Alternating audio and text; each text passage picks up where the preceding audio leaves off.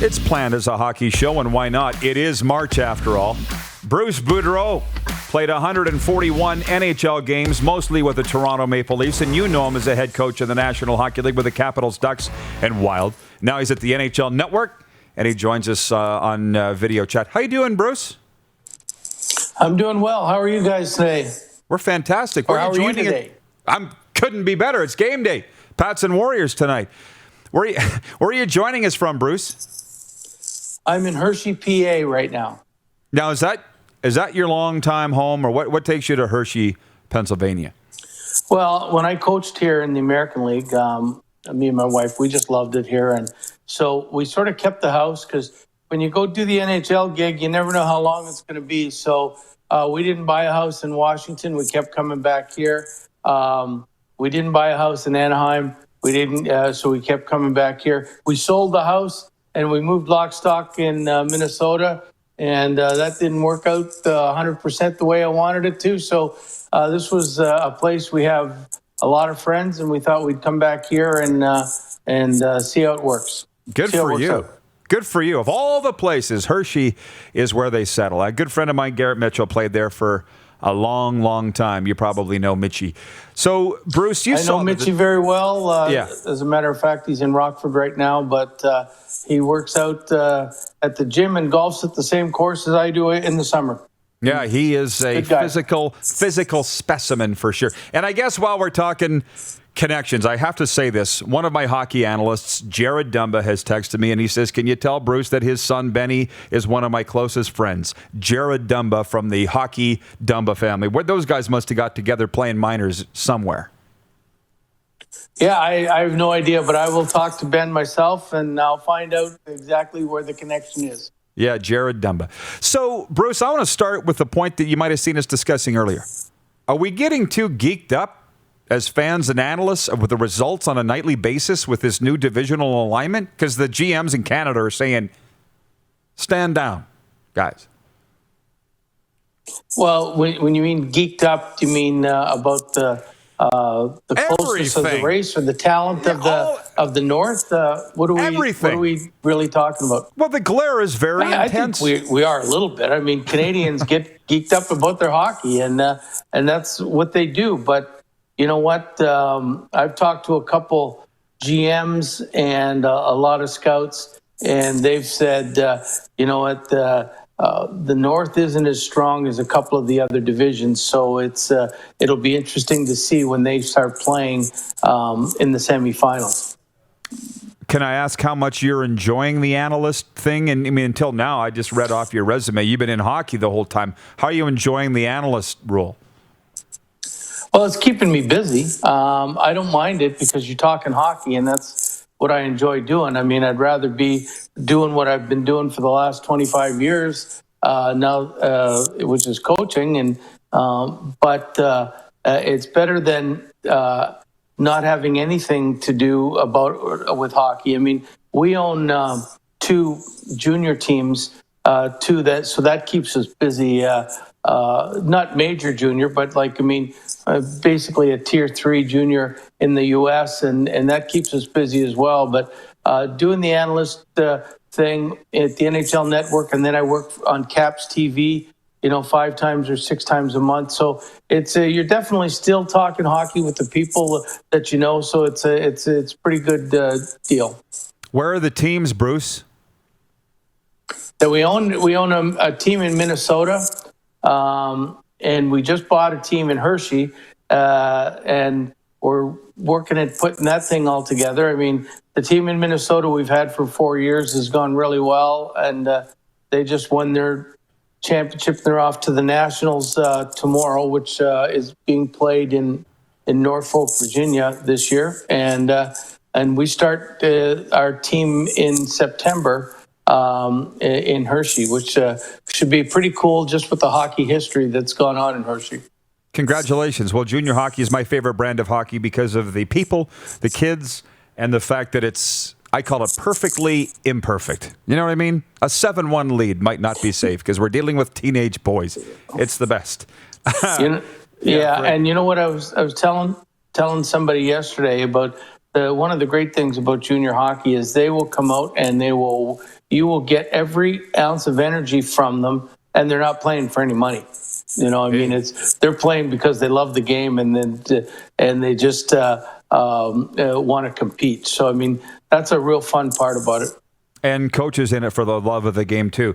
I'm just going to turn this over to the viewers, Bruce, because you're so popular. There's so many great questions here. From Joseph David. He's a Senators podcaster, but he says, ask Bruce about what Buffalo offered him, because I guarantee they came knocking recently.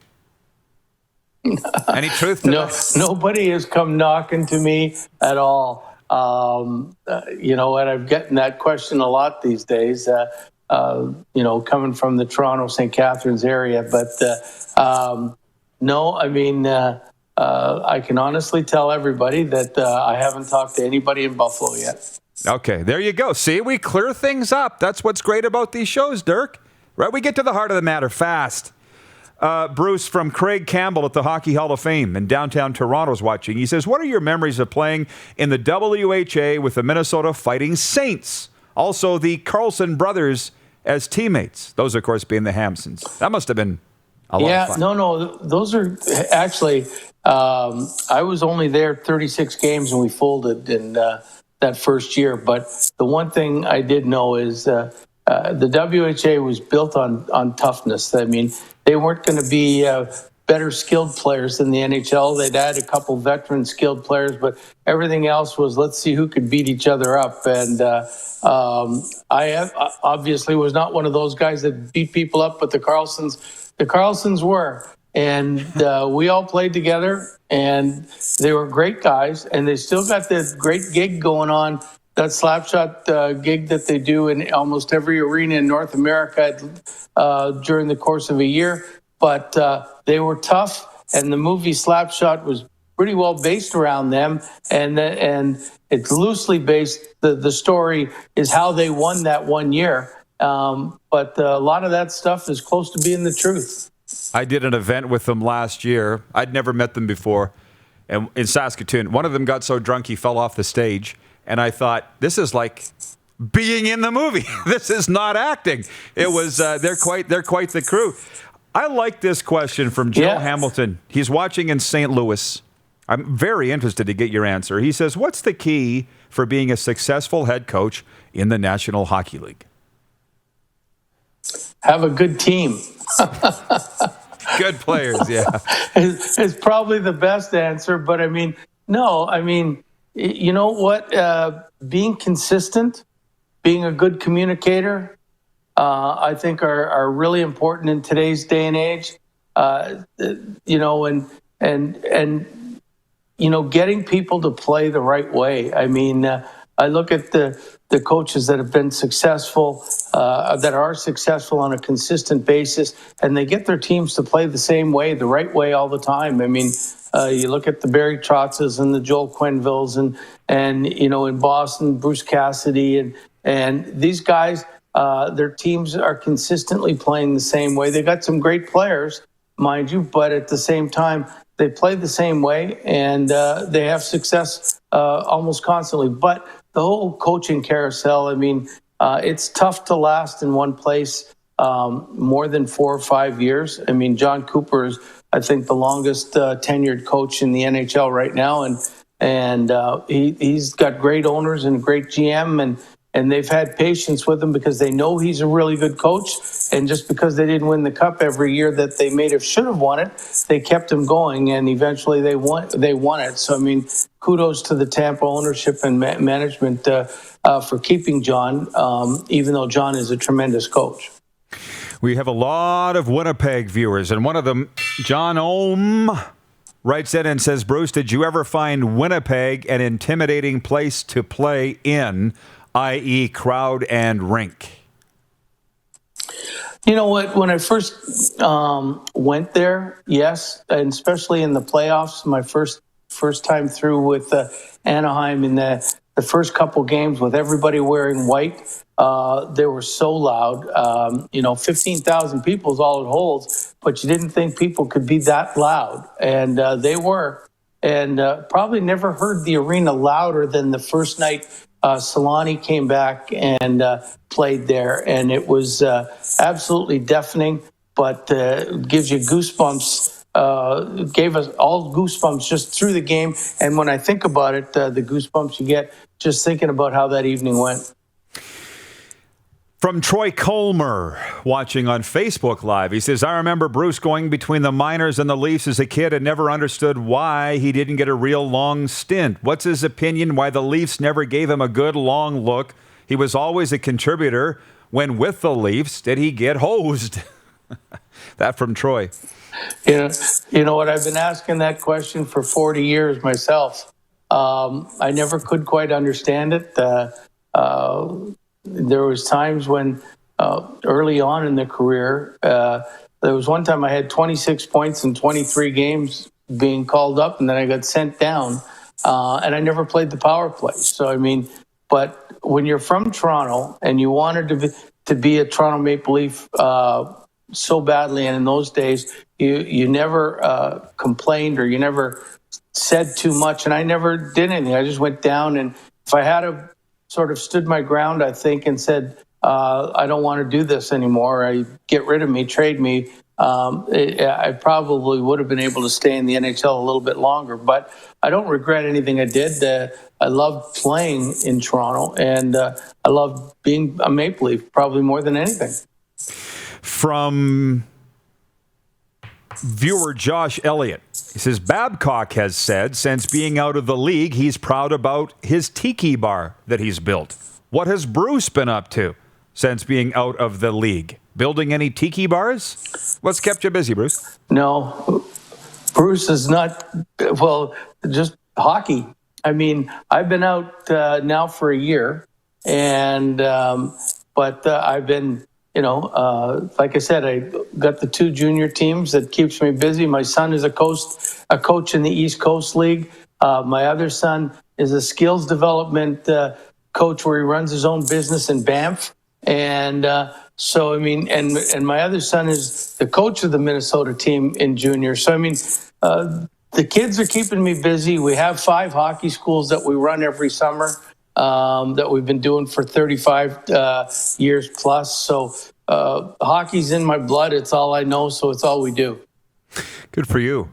Producer Clark has a comment in question. He says, the East Division, the Mass Mutual East Division, seems to be a heavyweight fight every night. Who survives the regular season out of that division? Might be easier to say who will miss. It's fascinating, Bruce. You'd have to agree. Well, It's pretty easy to see who's going to miss. Buffalo and Jersey aren't going to make it. I can tell you that. But it is. I watch a lot of the East games, especially when I'm doing Caps TV. And you know what? It goes week to week. You don't know. Like 3 weeks ago, Philadelphia was solidly in. Now they're on the outside looking in. Pittsburgh was on the outside looking in. Now they're playing so well that they're creeping up on everybody. The Islanders have won 9 in a row, and they're still only 6 points out of a playoff spot, I think. And eventually they're going to lose. The Caps are the same thing. So, and the Bruins are going under a little bit of a slide right now. And if who would have thought that the Bruins are only 2 points out of a play, or 2 points up on a playoff spot at this time? So, I mean, those games are so intense. As I do think the North is starting to get, now that Calgary's got Sutsy coaching and he's got that team turned around a little bit. There's 5 teams with Vancouver, maybe the 6th team on the outside, looking in for the 4 spots, and every game they play is really a game to watch. I'm enjoying all of this, especially when it comes down after the trade deadline. These last 20 games are going to be fabulous. Bruce, we've got 90 seconds. If you don't mind, I'm just going to fire some rapid-fire questions at you, just to appease the viewers. Ricky Kazama watching from Ballers Rec Room, one of our sponsors. And your opinion, who's better, Crosby or Ovi? At this stage, I think Crosby's got more energy, but nobody's going to ever score more than Ovi. Either one of those guys, or Sidney's never going to score more than Ovi. From Jack Fulton in Vulcan, Alberta. who is the most talented player you've ever coached? That would have to be Ovechkin. I mean, I've had Solani and Getzlaf and Perry, but Ovechkin, when he was 21 and 22 years old, was a marvel to watch. And he did things on a nightly basis that no other player will ever duplicate. Jeff Kabilis, watching in Winnipeg, says, do you have a favorite player you've ever coached? Same answer or different? Yeah, I have a few. I mean, Nick Backstrom, Andrew Cogliano, Jared Spurgeon, all these guys. I mean, the Brooks Lake from Saskatchewan. He's from Saskatoon, I think, maybe. Wawota, Saskatchewan. One of the two. Wawota, Saskatchewan. Yeah, I mean, he's one of my favorite players to coach of all time. I mean, a lot of times there are unheralded players like Dave Steckel and Quentin Lang, and these guys that work so hard to get to the pinnacle of the NHL and play there, and they'll do anything to get there. And those are the guys coaches admire an awful lot.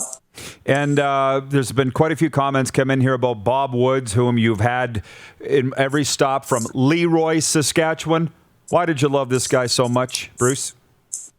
Well, I mean, he was a good, loyal guy that knew his stuff. And, I had him in the East Coast League. I brought him into Hershey, brought him to Washington, brought him to Anaheim, and brought him to Minnesota. So, I mean, I think every coach has one person that they love to have by their side. And Bob was my guy. Fantastic. Great guy. I don't think he cared for riding the buses too much in that brief time in Saskatoon when he came back. I'd have to ask. No, I mean, I'd get the calls. I mean, it's tough, I'll tell you. Once you've been to the NHL and you get treated the way you do up there, and as great as Junior is, and I love, it was probably 3 of the best years I ever had in my life playing Junior. It's tough to go back, and Bob had a kick at the can there, but once he got the opportunity to go back to Buffalo, which was close to his wife's house, where she's from in Utica, I thought it was a move that I knew he was going to make. Absolutely fantastic visit, Bruce. We covered a lot of ground, and we're enjoying watching you on TV now. Hope to see you back behind a bench soon, and thanks for jumping on with us today. I appreciate it. Thanks for having me, guys. Thanks, Bruce. The NHL Network's Bruce Boudreau. You're watching Rod Pedersen On Demand. For more of The Rod Pedersen Show, visit rodpedersen.com or follow Rod Pedersen on social media.